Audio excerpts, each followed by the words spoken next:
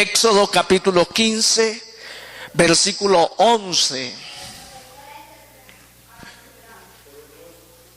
Éxodo capítulo 15, verso 11 dice así: ¿Quién como tú, oh Jehová, entre los dioses?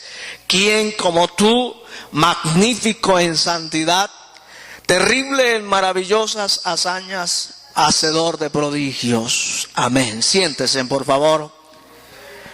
Vamos a considerar los atributos morales de Dios. Los atributos morales de Dios. Cuando hablamos de moral, creo que es un término que lo sobreentendemos fácilmente. Hablamos de la justicia, hablamos de la santidad, de las cosas buenas.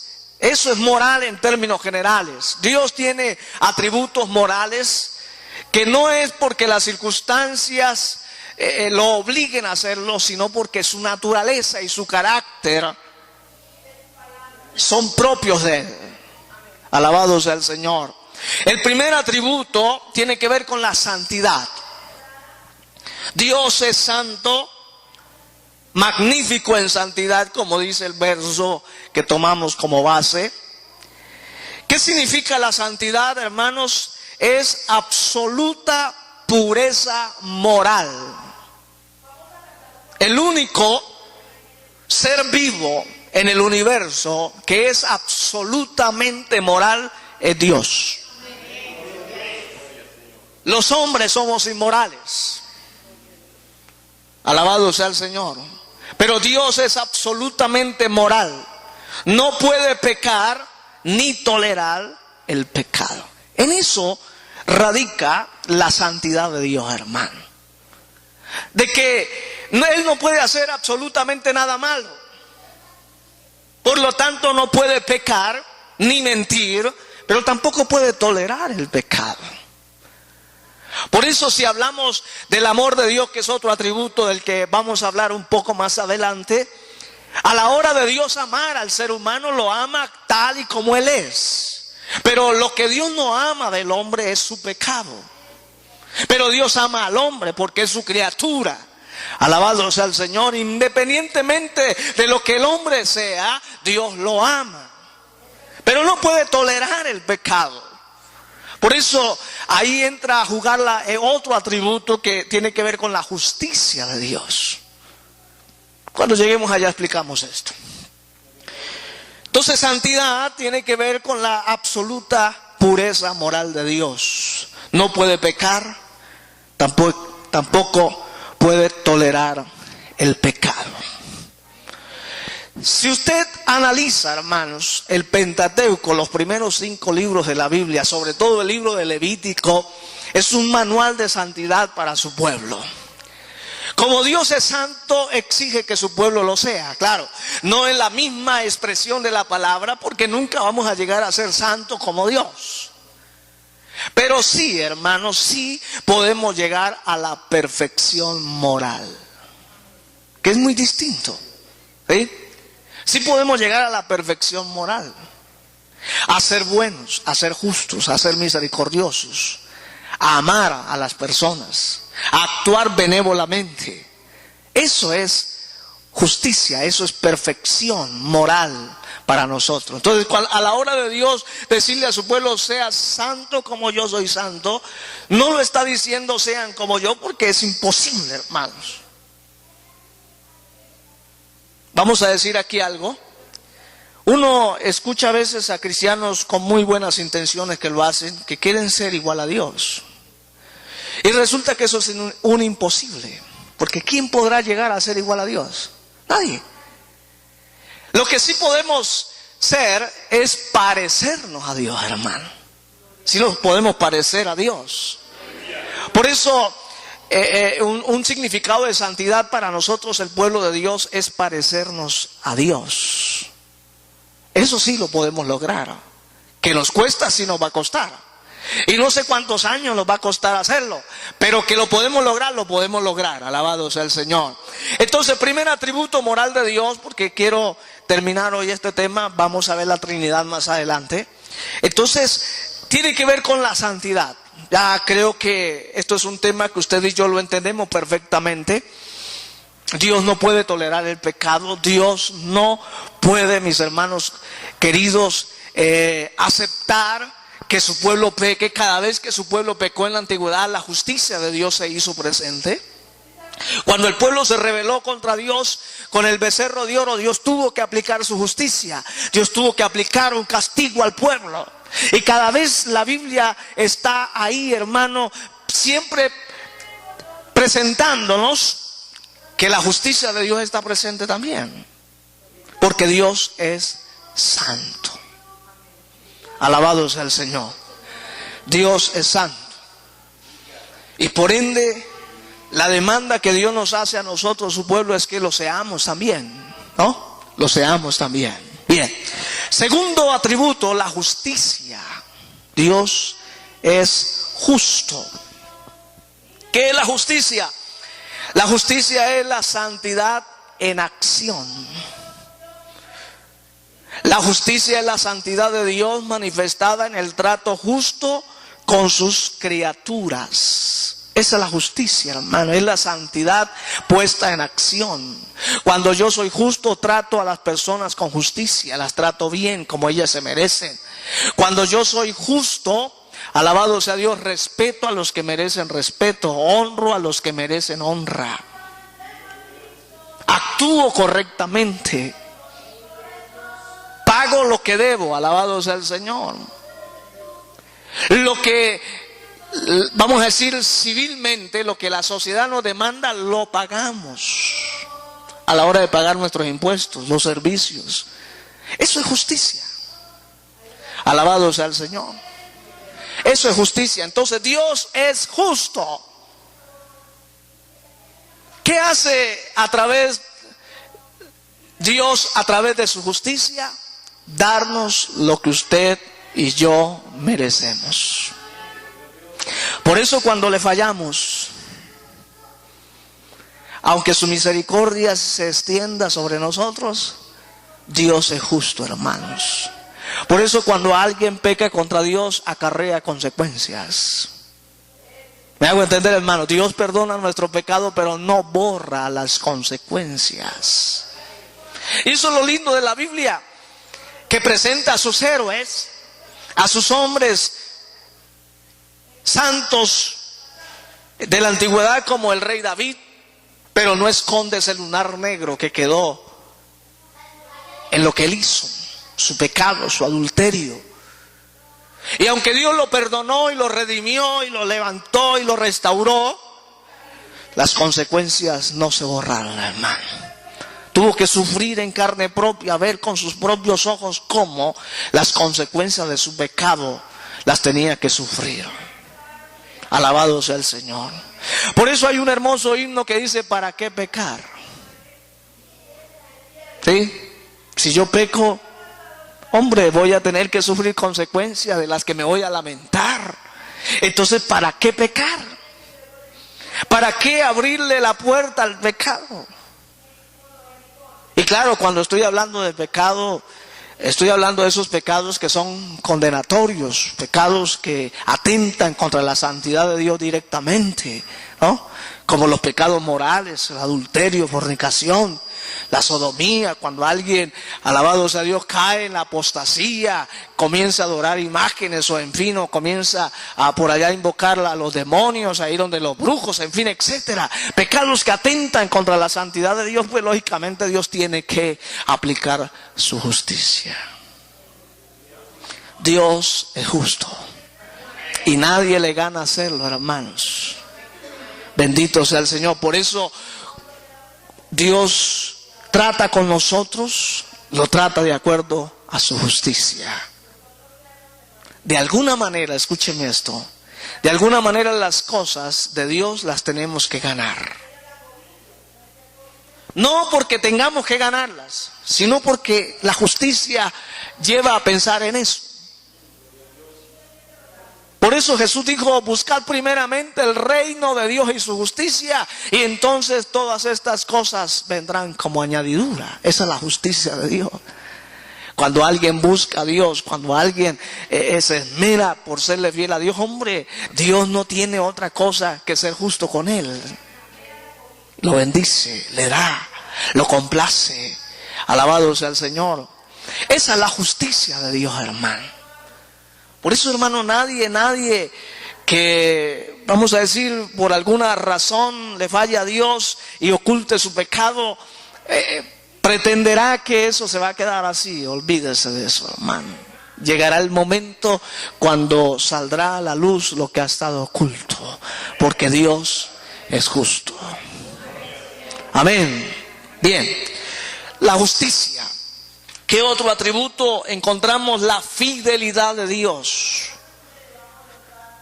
¿Qué quiere decir la fidelidad? Que Dios es digno de la confianza más completa. Sus palabras siempre se cumplirán. Por lo tanto, su pueblo debe reposar, por así decirlo, en sus promesas. Alabado sea el Señor.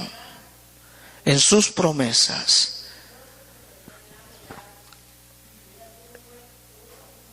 Dice Pablo que aunque nosotros fuéramos infieles, Dios permanece fiel. Entonces la fidelidad nos lleva a pensar en que yo puedo confiar absolutamente en Dios. De hecho, es en el único que yo puedo confiar absolutamente. Es más, hermano, el profeta Jeremías dice: maldito el hombre que confía en el hombre, pero bendito el hombre que confía en Dios. ¿Sí? Solamente en Dios podemos confiar. De hecho, esto nos lleva a pensar, hermano, que en el único que podemos tener nuestra mirada puesta es en el Señor. En el único que nunca nos va a fallar es en el Señor. Alabado sea Dios para siempre. Él es el único que nunca nos va a fallar, que nunca nos va a defraudar, nunca nos va a traicionar. Del hombre podemos esperar cualquier cosa. Claro, con eso no podemos tampoco vivir desconfiando de todo el mundo, no. Tenemos que aprender a confiar también. Pero en toda la expresión de la confianza, en el único que podemos confiar 100% es Dios. Porque Dios es fiel. Amén.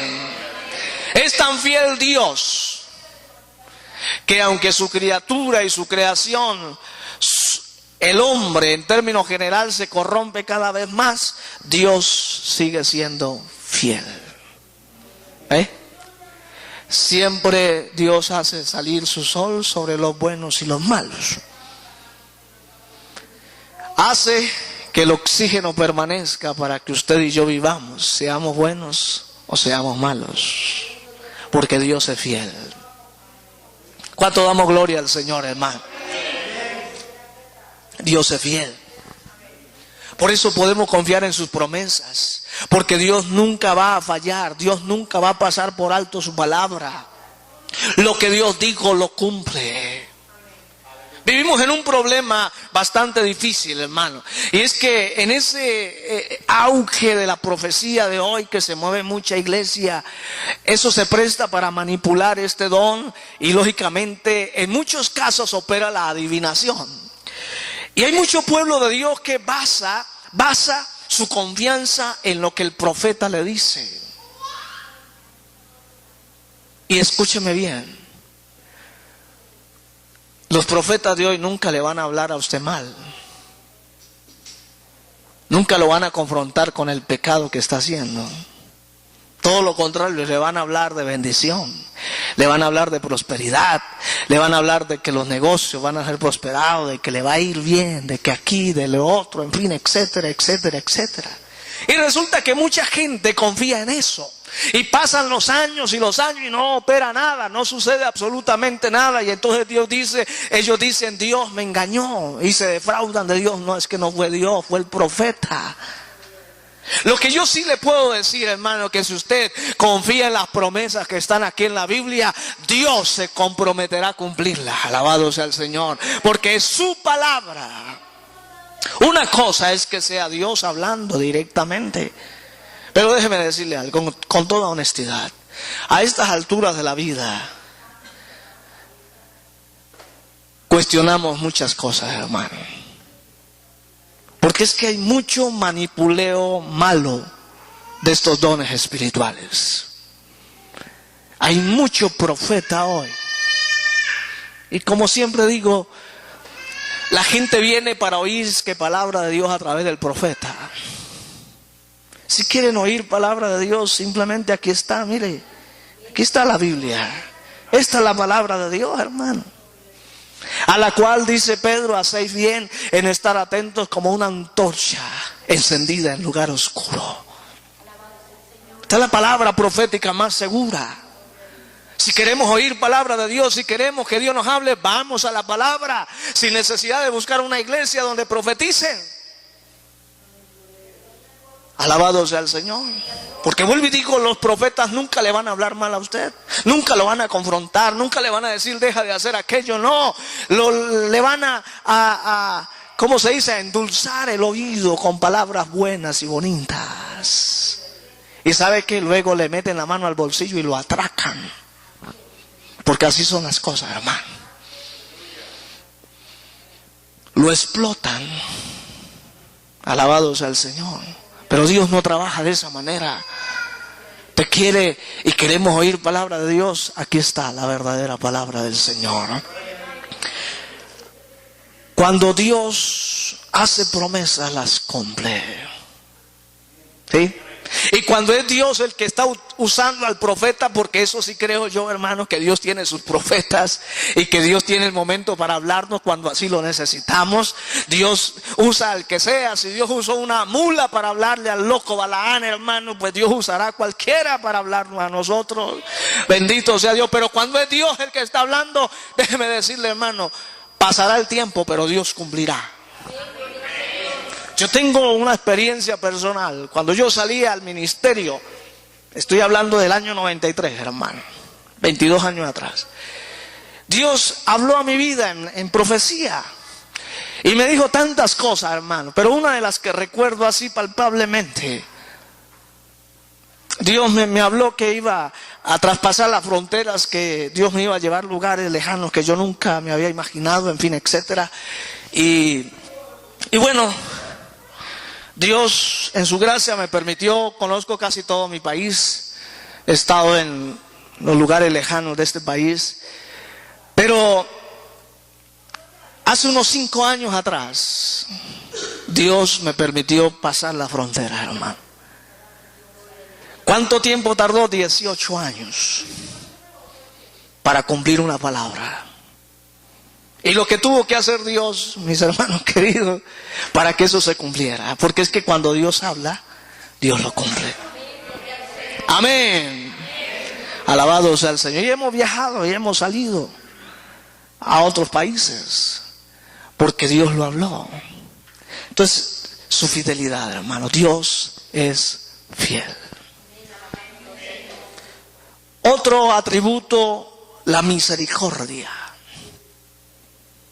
La misericordia de Dios es la bondad divina, ejercida para aliviar las desgracias y aflicciones de sus criaturas.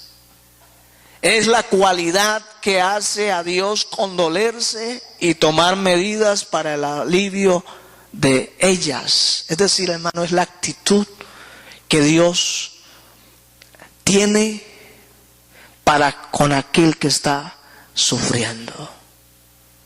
Dios tiene misericordia cuando usted y yo sufrimos, hermano. Si hay alguien que conoce realmente, que puede medir el dolor y el sufrimiento que usted y yo tenemos, es Dios. Si hay una tarea difícil para mí como pastor, es cuando tengo que enfrentar un entierro. Llegar a la viuda o al doliente y decirle lo siento, eso es hipocresía, porque yo no estoy sintiendo nada, hermano. Se me hace un nudo en la garganta cada vez que tengo que enfrentar esto, porque es que no sé cómo tratar de mitigar el dolor que está sintiendo esa persona. Lo único que puedo decir con toda libertad es que Dios sí conoce y sabe medir lo que esa persona está sufriendo. Por lo tanto, Él es el único que puede consolar y tener misericordia de esa persona para que tenga la fuerza suficiente para seguir adelante. Alabado sea el Señor. Entonces la misericordia tiene que ver en esos actos, en esos acontecimientos de dolor, de desgracias, que Dios fortalece a la persona, que Dios consuela, que Dios, mis hermanos, se compromete a sostener a dicha persona para que salga adelante de la prueba, de la aflicción, de la dificultad. Bendito sea el Señor. De hecho, lógicamente, cuando alguien peca contra Dios y clama misericordia, Dios la tiene. Porque si alguien peca, la justicia de Dios se tiene que aplicar. Pero si ese penitente clama misericordia, Dios tiene misericordia de él y lo ayuda a salir adelante. Le brinda el perdón, alabado sea Dios, y lo restaura para que siga adelante. Es lo que sucedió, hermanos, con el fariseo y el publicano. El fariseo se justificaba y decía que él era la última Coca-Cola del desierto, ¿no? Mientras que el publicano allá no quería levantar su cabeza y decía: Señor, sé propicio a mí que soy pecador. En otras palabras, Señor, ten misericordia de mí. ¿Qué dijo el Señor? El publicano salió más justificado que el fariseo, porque Dios tiene misericordia. No importa de quién, lo importante es que la persona clame misericordia. ¿Qué decían aquel ciego, Bartimeo? Señor, ten misericordia de mí. ¿Sí? Ten misericordia de mí. Bendito sea el Señor. Porque es en el dolor y es en el sufrimiento donde podemos clamar a la misericordia de Dios. Es cuando usted y yo nos sentimos impotentes, que no podemos. Sentimos que ya no podemos dar un paso más, entonces clamamos a la misericordia de Dios. Y la misericordia de Dios viene en nuestro auxilio. Porque un atributo de Dios es su misericordia. Alabado sea el Señor para siempre. Otro atributo, estoy aligerando un poco, es el amor. Oh, hermanos, el amor. Si hay virtud difícil de describir, es el amor. Alabado sea el Señor. Mire que Juan, el teólogo, se dio a la tarea de investigar qué era el amor. Y no encontró otra cosa para decir: Dios es amor.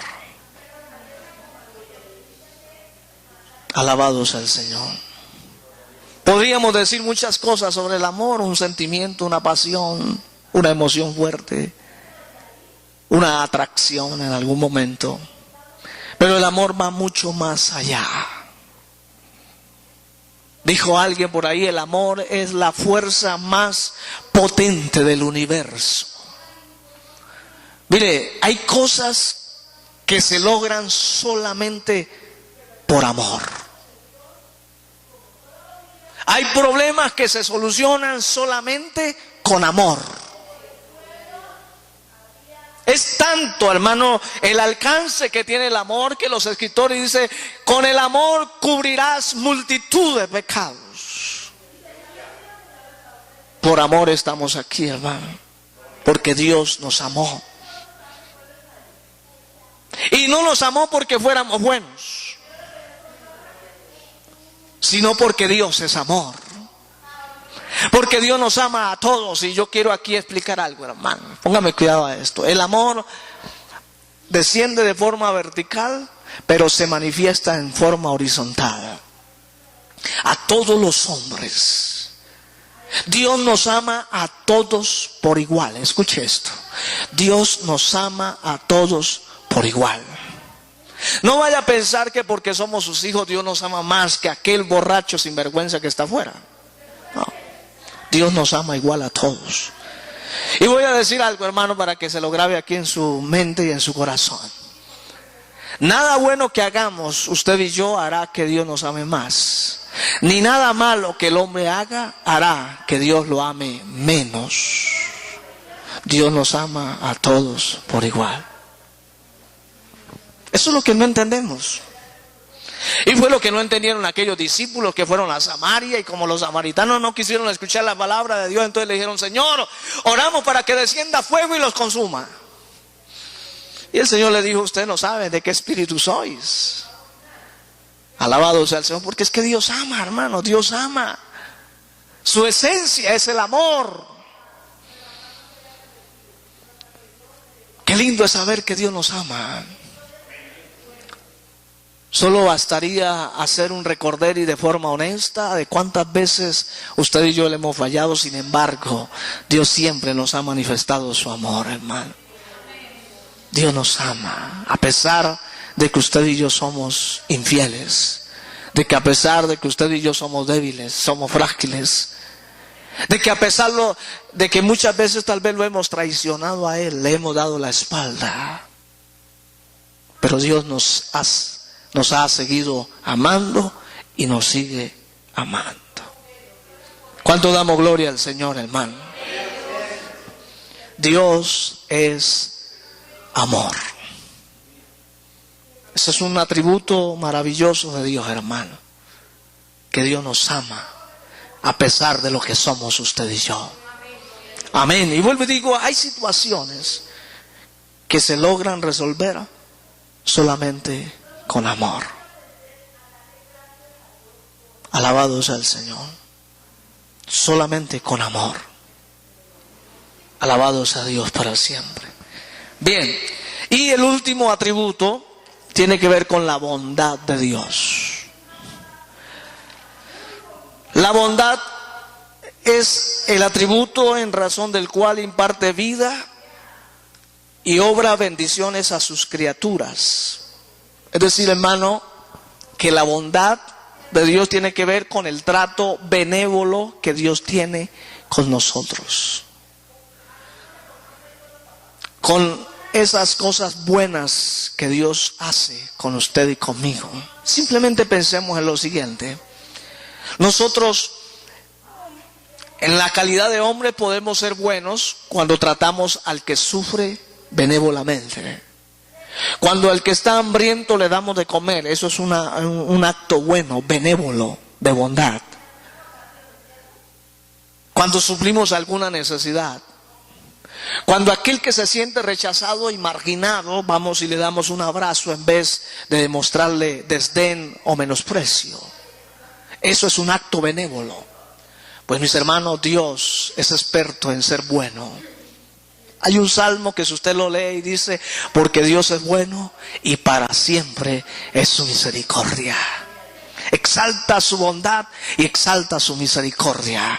Porque Dios siempre ha sido bueno, hermanos. Dios no nos trata como nos trata el hombre. Mire, si por nosotros, si Dios, siempre digo, si Dios nos permitiera por una hora hacer justicia, oh, mi hermano, no quedaría uno con la cabeza en el cuerpo. Todos quedarían descabezados. Pero como Dios es bueno, bendito sea el Señor. Dios es bueno, Dios nos trata bien, Dios nos trata con respeto, con consideración. Mire cuántas veces, aún allá en esas pataletas que usted y yo hacemos, viene Dios y nos consuela, viene Dios y nos da un abrazo, lo sentimos, hermano. Cuando alguien se nos acerca y nos da un abrazo, sentimos que es Dios. Cuando alguien se acerca y sin conocernos a veces nos da una palabra y nos alienta, es Dios el que nos está ahí consolando y fortaleciendo, porque Dios es bueno, porque Dios sabe qué es lo que necesitamos en ese momento. Alabado sea Dios, y como Dios es bueno, lo hace. Amén. No es ese trato que usted y yo hacemos como humanos, que cuando alguien se equivoca le caemos encima. lo juzgamos, lo condenamos. Dios no obra de esa manera. Gracias a Dios, Dios no es así. Porque Dios es bueno, hermano. Amén. Dios es bueno.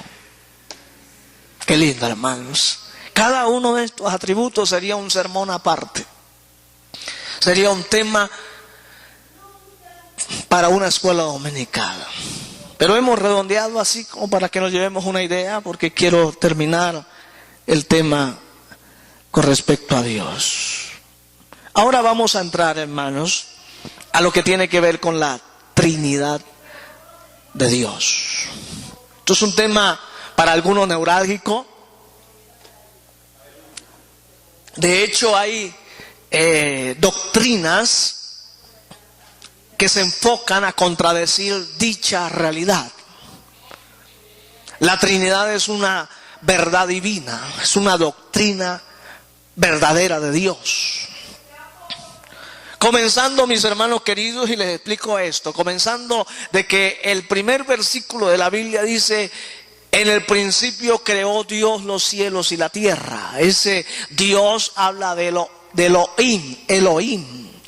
Y el término Elohim, o el nombre Elohim, que se los expliqué en algún momento, es el nombre plural para Dios. Es decir, los judíos, los teólogos judíos descubrieron que ese nombre que se atribuyó a Dios habla de la Trinidad de Dios. Los judíos son trinitarios. Ellos creen que en la deidad de Dios hay más de una persona. Y ese nombre, Elohim,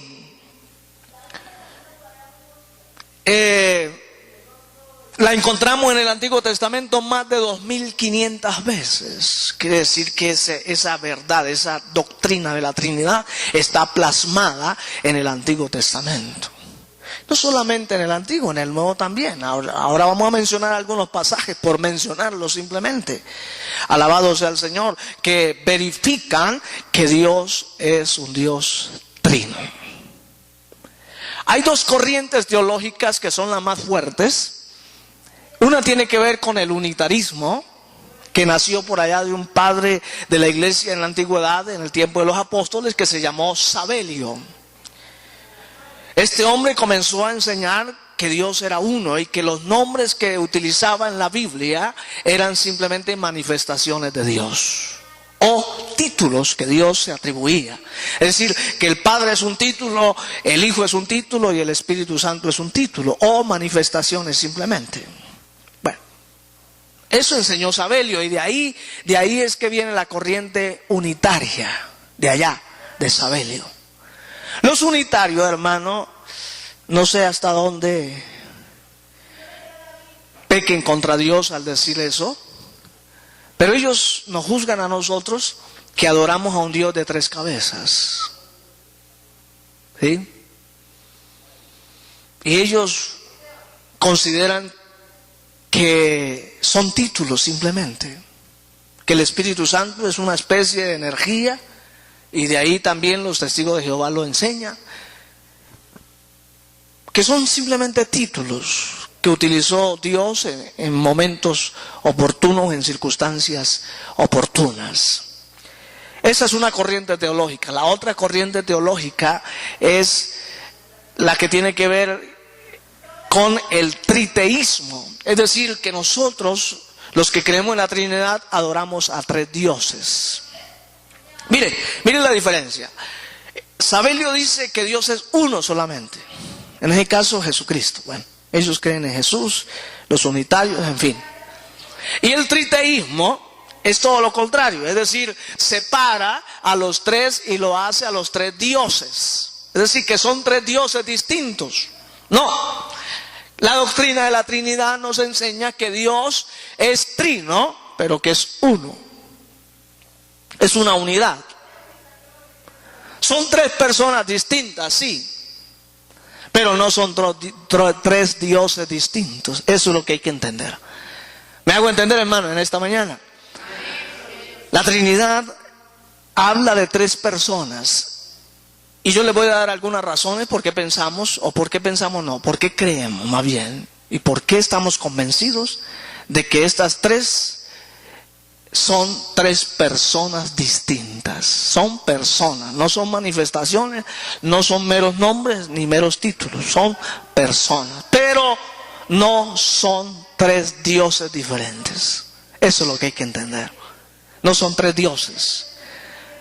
Son tres personas distintas que conforman a un solo Dios verdadero.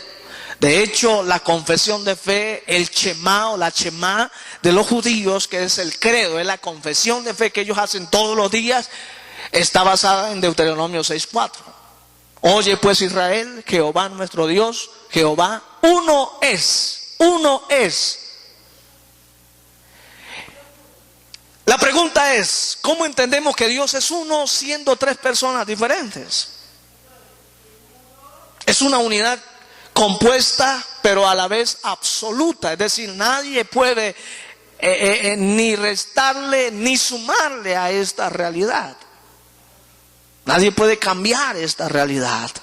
Por eso es absoluta, pero es compuesta. Alabado sea el Señor. Entonces, ¿cómo explicamos esto, hermano? Dios es uno en propósito, en poder, en autoridad, en la capacidad de amar, de perdonar, en la capacidad de redimir, en la capacidad de salvar al hombre. Dios es uno, hermano. Porque en la redención del hombre los tres están manifestados, los tres están presentes. Cuando Dios hizo las cosas, estaban los tres presentes. Hagamos al hombre a nuestra imagen y a nuestra semejanza. Está hablando en plural, ¿sí? Algunos teólogos y los unitarios se atreven a decir que Dios estaba hablando con los ángeles, cosa que no es así, hermano. Porque los ángeles no tienen poder creador. Los ángeles son creación de Dios. Amén, son creación de Dios. ¿Con quién está hablando Dios? Los tres estaban allí, estaban presentes en la creación. ¿Ve? En la creación. En el principio creó Dios los cielos y la tierra. Y luego comienza a decir, y dijo Dios.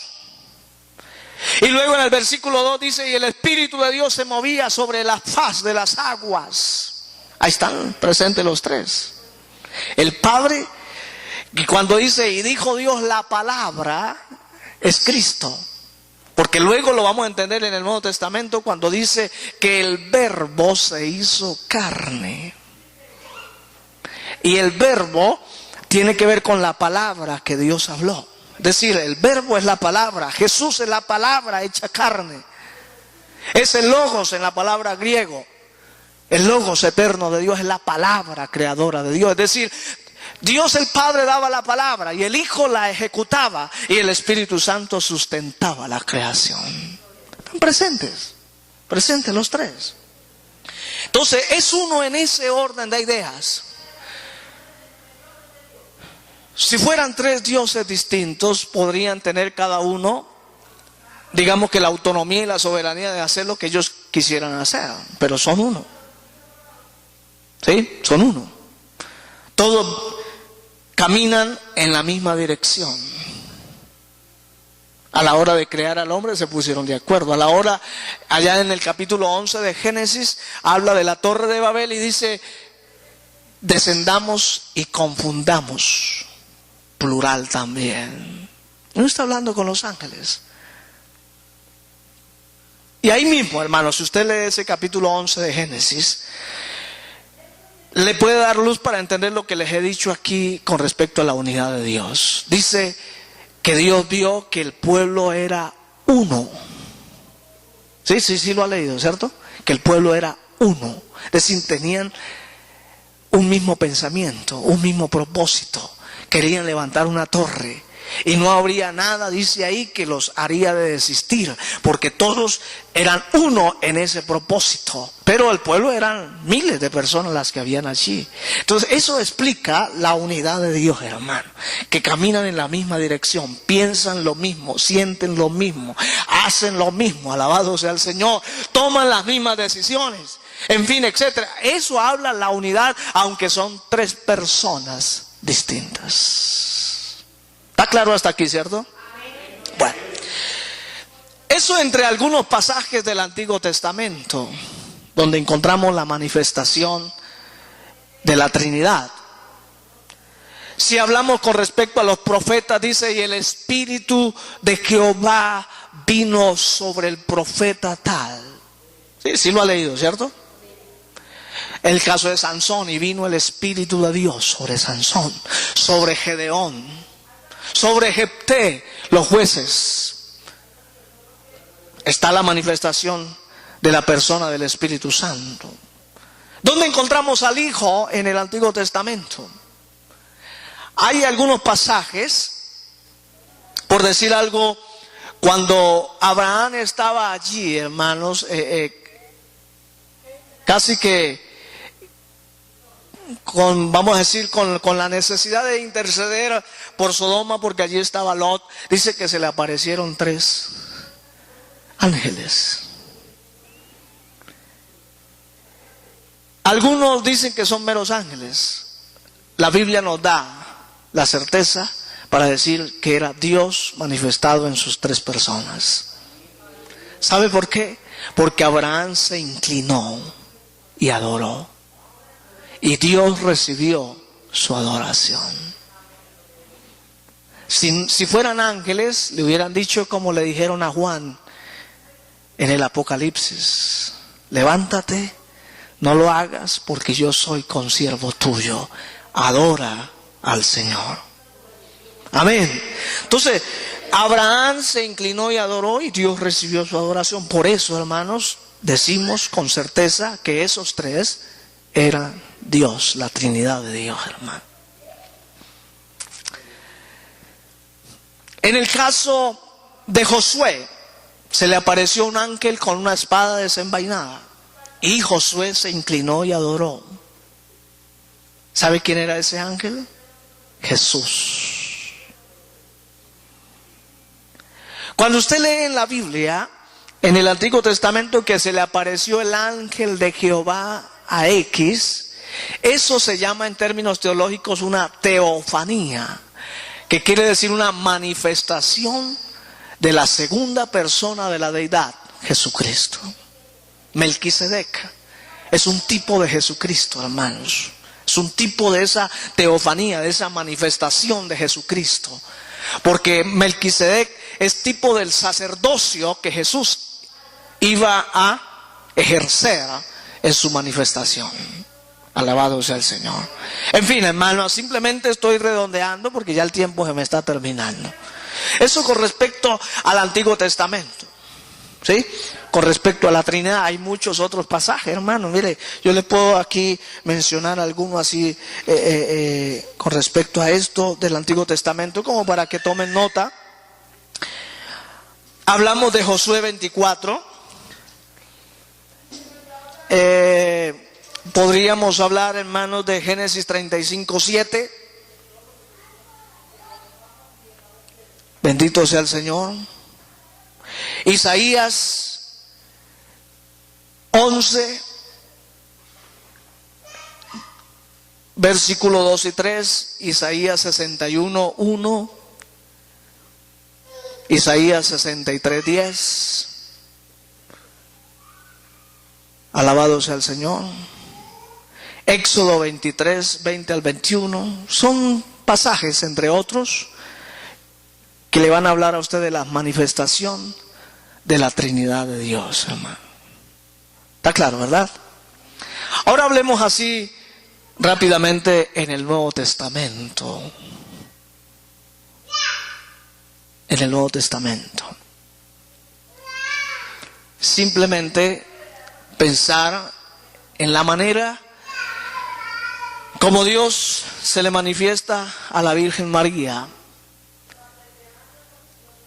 Y está hablando del nacimiento de Jesús, pero dice: el Espíritu vendrá sobre ti y hará sombra, y concebirás y darás a luz un hijo, y se llamará su nombre Jesús, porque él salvará a su pueblo de sus pecados. Ahí está el Hijo, el Espíritu Santo y el Padre que envió a Gabriel a dar el anuncio. ¿Sí? Hablemos ahora del bautismo del Señor. ¿Está el Señor siendo bautizado? Juan el Bautista escucha una voz del cielo que dice: este es mi Hijo amado en quien tengo complacencia. Y luego ve descender al Espíritu Santo en forma de paloma sobre el Señor. ¿Sí? Son tres manifestaciones distintas. Si fueran uno solo, como dicen los unitarios, entonces Jesús sería un ventrílocuo. Tendría que en ese momento haber hablado él solo, como un ventrílocuo.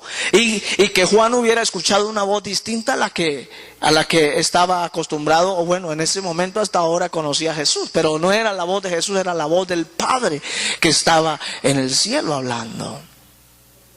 Alabado sea el Señor.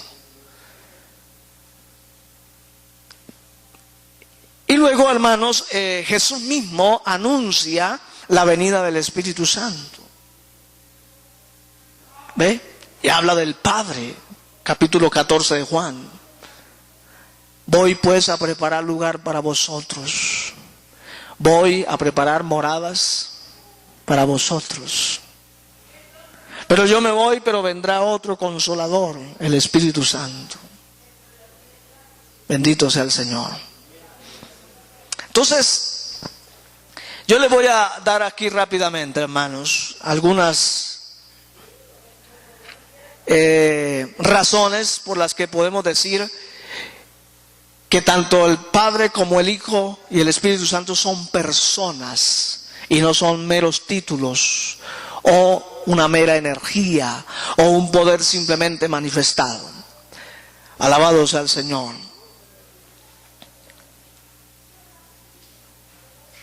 Bueno, se me escapa algo que me parece importante y es la fórmula bautismal. Cuando Jesús estableció, instituyó el bautismo, ¿cómo dijo? Bautizándolos ¿en qué?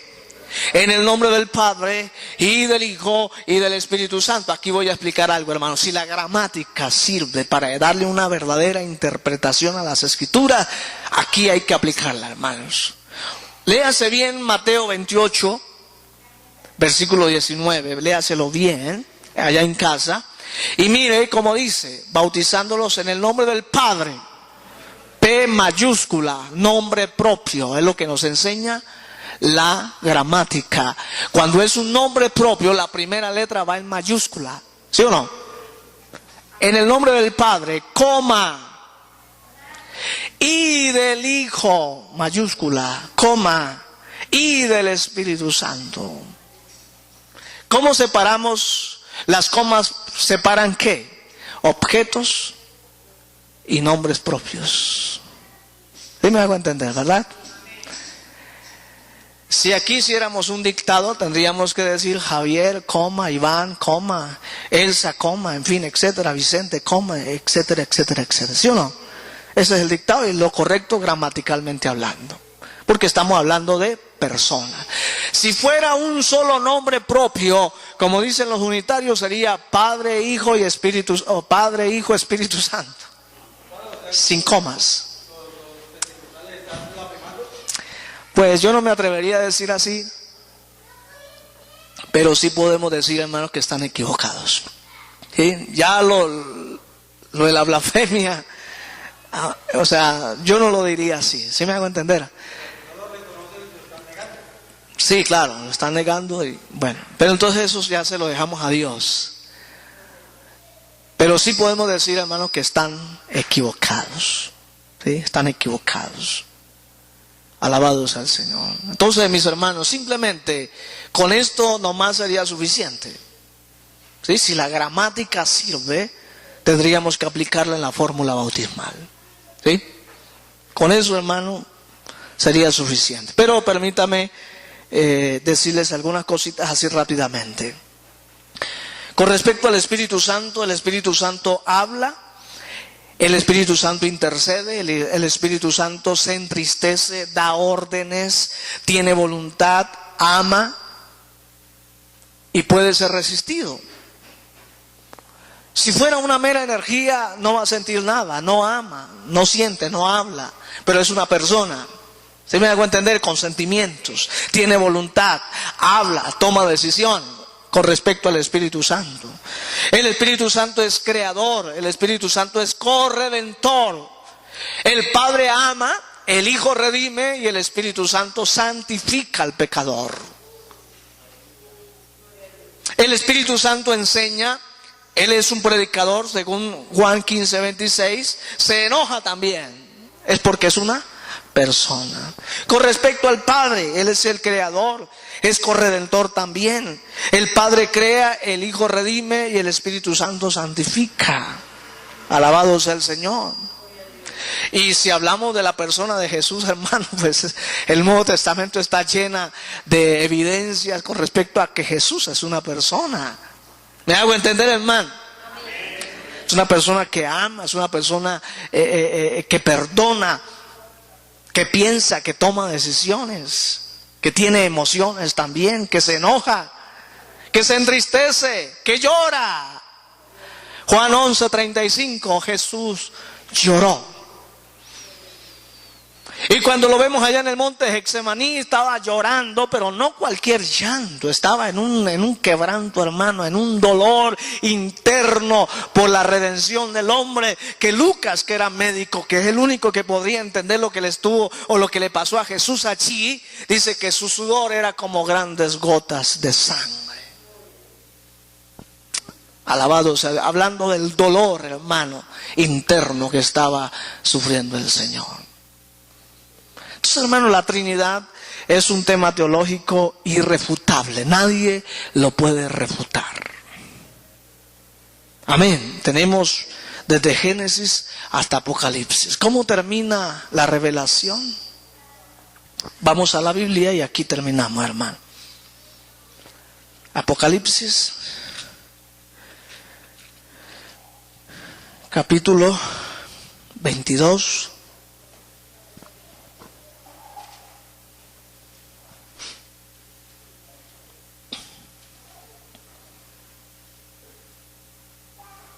Alabado sea el Señor. Versículo 17 en adelante dice: y el Espíritu y la esposa dicen: ven, y el que oye diga ven, y el que tiene sed venga, y el que quiera tome del agua de la vida gratuitamente. Yo testifico a todo aquel que oye las palabras de la profecía de este libro. Si alguno añadiera estas cosas, Dios el Padre, ¿no?, traerá sobre él las plagas que están escritas en este libro. Y si alguno quitare de las palabras del libro de esta profecía, Dios quitará su parte del libro de la vida y de la santa ciudad y las cosas que están escritas en este libro. El que da testimonio de estas cosas, ¿quién es el que da testimonio de estas cosas? Jesús. Ciertamente vengo en breve. ¿Quién viene por segunda vez? Jesús. Amén. Me voy pues a preparar lugar para vosotros, pero cuando ya haya preparado lugar, vendré otra vez y os tomaré a mí mismo, para que donde yo estoy, vosotros estéis conmigo. El que da testimonio de estas cosas dice: ciertamente vengo en breve. Amén. Dice la iglesia: amén. Sí, ven, Señor Jesús. La gracia de nuestro Señor Jesucristo sea con todos vosotros. Amén. Ahí está la Trinidad, hermano. En la revelación, al final de la revelación está la Trinidad palpable. El libro de Apocalipsis es un texto, hermano, donde vemos evidenciada la Trinidad. Alabado sea el Señor para siempre. En fin, hermanos, aquí terminamos entonces. ¿Alguna pregunta en esta mañana?